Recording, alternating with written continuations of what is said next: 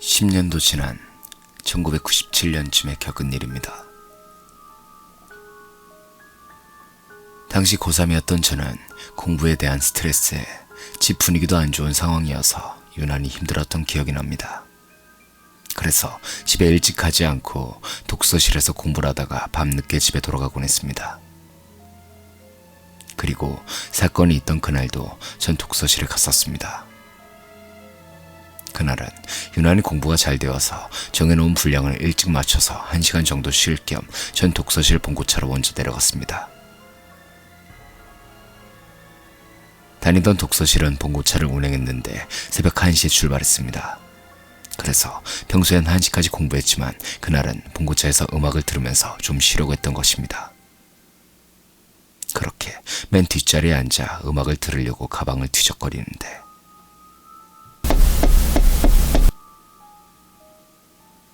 본고차 창문을 두드리는 소리와 함께 갑자기 어떤 할머니께서 본고차 안을 빤히 보고 계셨습니다. 그때 전 깜짝 놀라서 비명을 질렀는데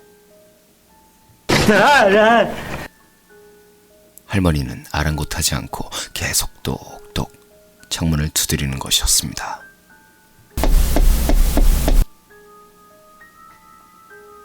차라리 음악을 들으면서 눈이라도 감고 있었다면 몰랐을 텐데 할머니가 계속 빤히 쳐다보셔서 전 어쩔 수 없이 차 밖으로 나갔습니다.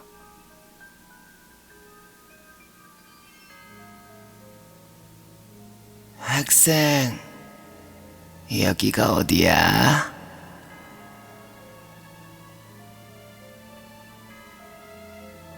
제가 나가니 할머니가 종이 쪽지를 보여주시는 것이었습니다. 종이 쪽지엔 1동 807호라고 쓰여 있었는데 본고차가 세워진 곳 바로 옆에 있는 동이었습니다. 할머니, 여기 있는 동이 1동이에요. 여기로 올라가시면 돼요. 라고 전 알려주었는데 그때 할머니가 갑자기 제 손목을 꽉 잡았습니다.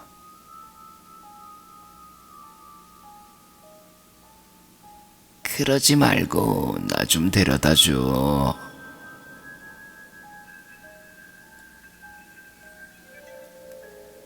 갑자기 손목을 잡혀서 깜짝 놀랐거니와 혹시 인신매매 괴담이 생각나서 전 무서워졌습니다. 하지만 그렇다고 할머니가 도움을 요청하신 걸 그대로 무시할 수도 없었습니다. 시계를 보니 12시 30분. 아직 출발까지 시간은 충분했습니다.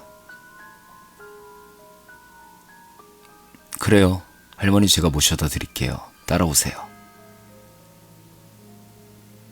전 좋은 일 하는 셈 치고 같이 올라갔습니다. 그렇게 할머니와 전 엘리베이터를 탔는데 엘리베이터 안에서 할머니가 중얼중얼 거리시는 듯이 말씀하셨습니다.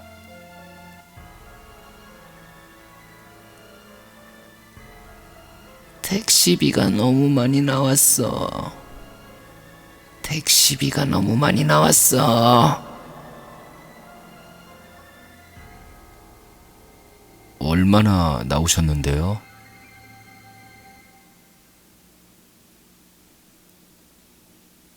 $30,000. 와, 많이 나왔네요. 어디서 오셨어요?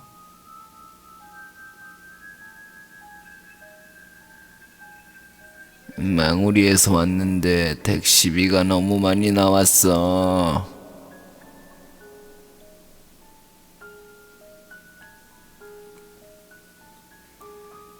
전 당시 목동에 살고 있었는데 택시를 장거리로 타본 적이 없어서 그런가 보다 했습니다.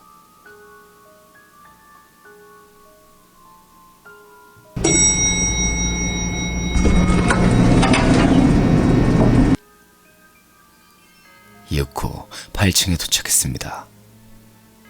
엘리베이터의 문이 열리자 할머니가 갑자기 제 손목을 꽉 잡으신 것이었습니다.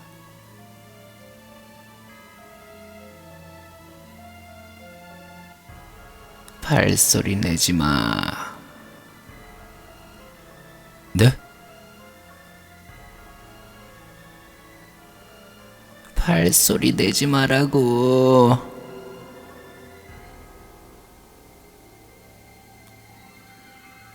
속으로 이상한 할머니라고 생각했지만 8층까지 일단 올라왔으니 집까지 모셔다 드리려고 807호를 받습니다. 아파트는 복도식 아파트였는데 807호 문이 반쯤 열려 있었습니다. 사람들이 많이 모여 있는 것 같은 느낌도 들었습니다. 할머니, 들어가시는 거 보고 갈게요.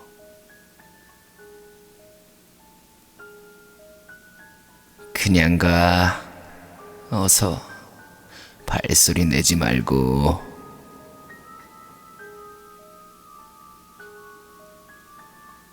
할머니의 말이 이상했지만 봉고차 출발 시간도 다가와서 전 다시 엘리베이터로 향했습니다. 하지만 그래도 할머니가 제대로 가셨는지 걱정이 되어 전 바로 뒤돌아봤는데 순간 깜짝 놀랐습니다. 할머니가 사라지고 없는 것이었습니다. 엘리베이터에서 807호까지 꽤 거리가 있었는데 불과 2, 3초 뒤돌아본 사이에 사라지신 것입니다. 그리고 그러고 보니 발소리도 듣지 못했습니다. 전 갑자기 소름이 돋아 서둘러 봉고차로 향했습니다.